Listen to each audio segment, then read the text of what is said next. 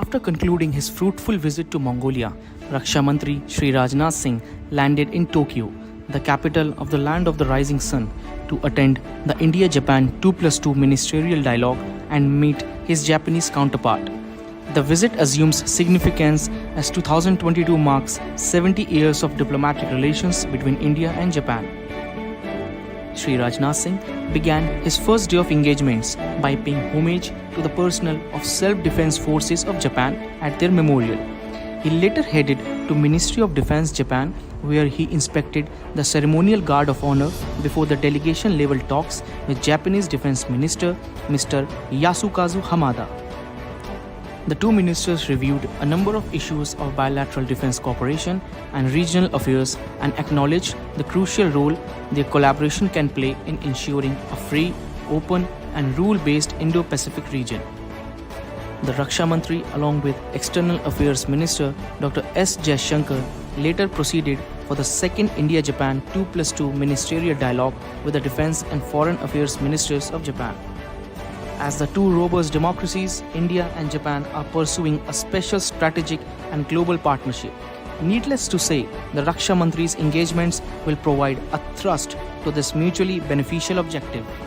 In the dialogue, Shri Rajnath Singh proposed engagements in emerging and critical technological domains and also invited the Japanese defense companies to look at opportunities in investing in Indian defense corridors.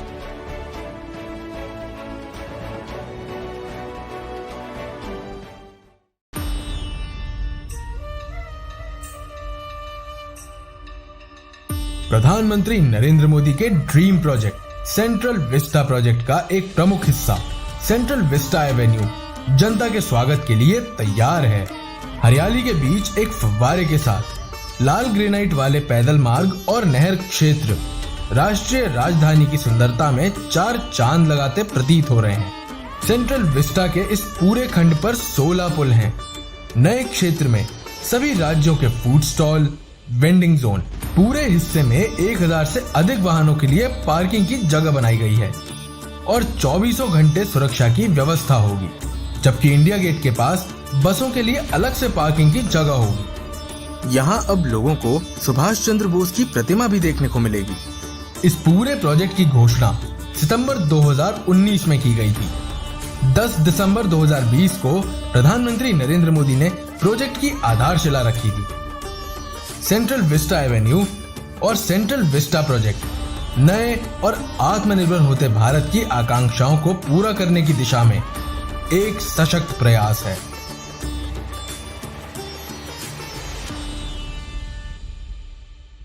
किसी भी कोने में हमारे मन के भीतर, हमारे आदतों के भीतर गुलामी का एक भी अंश अगर भी अभी भी है तो उसको किसी भी हालत में बचने नहीं।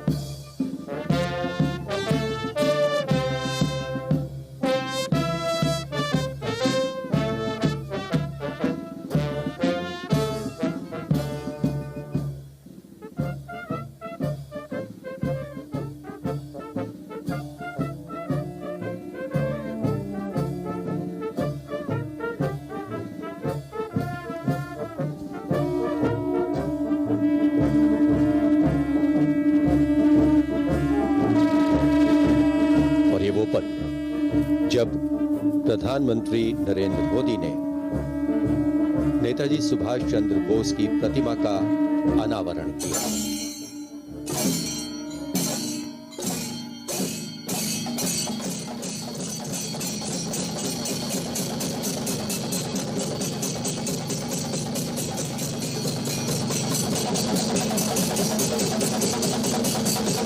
Flowers of gratitude and remembrance.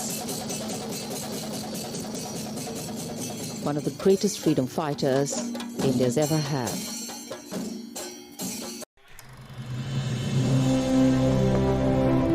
Bharat की आजादी के 75 साल। आज हम उत्सव के रूप में मना रहे हैं। इस बेशकीमती आजादी को पाने में लाखों सेनानियों को प्रेरित किया नेताजी सुभाष चंद्र बोस ने। क्या अमीर, क्या गरीब, हर भारतीय के दिल में नेताजी ने ऐसी आग प्रज्वलित की जिसने न केवल भारत को स्वतंत्र किया बल्कि ब्रिटिश साम्राज्य की नींव को ध्वस्त कर दिया। नेताजी ने आजाद हिंद फौज को दुनिया की सबसे शक्तिशाली फौज से लड़ने का साहस दिया।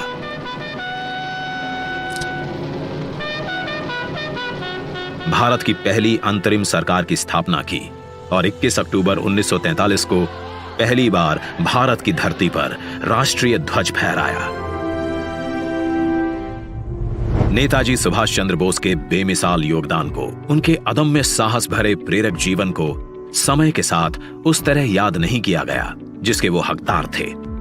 वर्ष 2014 में जब श्री नरेंद्र मोदी जी देश के प्रधानमंत्री बने, उन्होंने नेताजी के जीवन और संदेश नई पीढ़ी तक प्रभावी तरीके से पहुंचाने के लिए संकल्पबद्ध प्रयास किए। उनके नेतृत्व में भारत सरकार ने नेताजी के परिवार के सदस्यों को सम्मानित किया। नेताजी के अंडमान निकोबार की ऐतिहासिक यात्रा के 75 वर्ष पूरे होने के उपलक्ष्य में अंडमान स्थित हैवलॉक द्वीप को स्वराज, नील द्वीप को शहीद और रॉस द्वीप को नेताजी सुभाष चंद्र बोस द्वीप का नाम दिया। लाल किले में नेताजी को समर्पित संग्रहालय और कोलकाता के विक्टोरिया मेमोरियल में विप्लवी भारत गैलरी बनाई। नेताजी के शौर्य और पराक्रम भरी जीवन गाथा से जन जन को जोड़ने के लिए उनके जन्म दिवस 23 जनवरी को पराक्रम दिवस के रूप में मनाने का निर्णय लिया। इसी कड़ी में नेताजी की 125वीं जयंती पर प्रधानमंत्री श्री नरेंद्र मोदी द्वारा इंडिया गेट पर नेताजी के होलोग्राम प्रतिमा की स्थापना की गई। आज उसी स्थान पर ग्रेनाइट से बनी नेताजी सुभाष चंद्र बोस की प्रतिमा का अनावरण हो रहा है, जो भारत की सबसे ऊंची अखंड प्रतिमाओं में से एक है। ये प्रतिमा आजादी के महानायक को कृतज्ञ राष्ट्र की श्रद्धांजलि है। नेताजी सुभाष की ये प्रतिमा हमारी लोकतांत्रिक संस्थाओं, हमारे पीढ़ियों को राष्ट्रीय कर्तव्य का बोध कराएगी। आने वाली पीढ़ियों को, वर्तमान पीढ़ी को निरंतर प्रेरणा देती रहेगी। आइए दिल्ली के इंडिया गेट पर देखिए 28 फीट ऊंची, 6 फीट चौड़ी नेताजी सुभाष चंद्र बोस की भव्य प्रतिमा। यह स्थान जो वर्षों से रिक्त पड़ा था, आज आजादी के संदेश से आबाद है। तेलंगाना से 1665 किलोमीटर का सफर तय कर 280 मेट्रिक टन ग्रेनाइट सिल्ली दिल्ली पहुंची। इसे लाना भी एक चुनौती थी, जिसके लिए 140 पहियों वाली 100 फीट लंबी गाड़ी बनाई गई। प्रख्यात मूर्तिकार श्री अरुण योगीराज ने इसे आकार दिया। शिल्पकारों की टीम ने इसे 26,000 घंटों तक अपने श्रम से सींचा।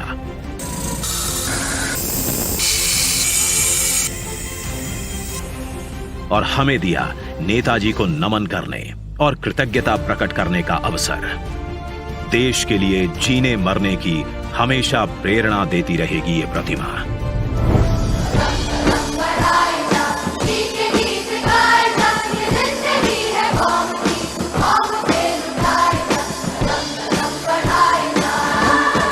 जय हिंद।